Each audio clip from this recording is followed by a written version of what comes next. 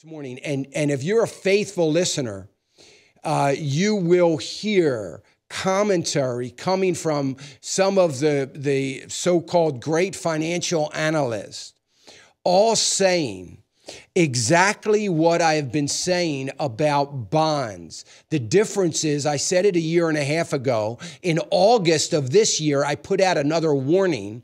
Back a year and a half or so ago, I put out an alert to all of the partners of our website, and I said, please, if you're in bond mutual funds, get out. There is one particular bond mutual fund that I think the caller was talking about yesterday, Third Fifth, who has frozen redemptions. If you're in that mutual fund, you ain't getting out. So I hope you don't need your money. And the very thing that I talked about a year and a half and wrote about a year and a half, 2 years ago, this idea of a severe lack of liquidity in bond markets, what that means. Here's what's happening at this one particular mutual fund.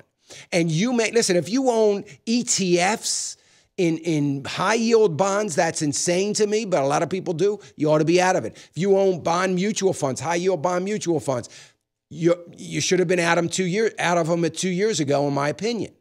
Yet we have seen over and over again financial advisors putting people in these so-called safe investments. They're not feeling real safe this morning. And what we have is you've got debt, so you've got triple C below, well below. We're talking about junk bond status in these funds. And some of these funds are funds that are supposedly liquid. In other words, you can sell out at any time, right? Well, if that is the case, it is irresponsible for the manager of that fund to put somebody's money in there with that person assuming that they can pick up the phone tonight, sell, get out, get their money back, and it's very liquid. Why would you put something that's not liquid in something that you may have to redeem as a manager in order to get out?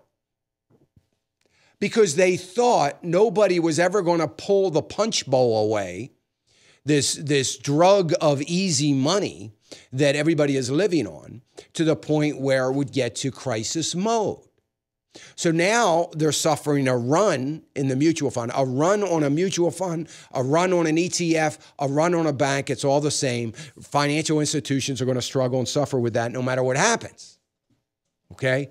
So I bring this up to you to say a couple things. One sounds self-serving, and it's probably because it is a bit self-serving here for the ministry, but I want to say it anyway. You hear me ask and remind all of you how important it is to be a partner, to watch the program on a regular basis. This is a small example. If someone wants a call with other examples, you're welcome to do it. But this is one example of what we try to do here.